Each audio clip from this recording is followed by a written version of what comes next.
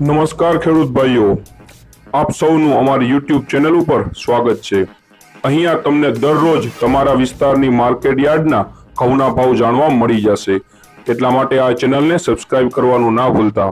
સમય ન બગાડતા ચાલો જોઈ લઈએ તમારા વિસ્તારના ઘઉંના ભાવ।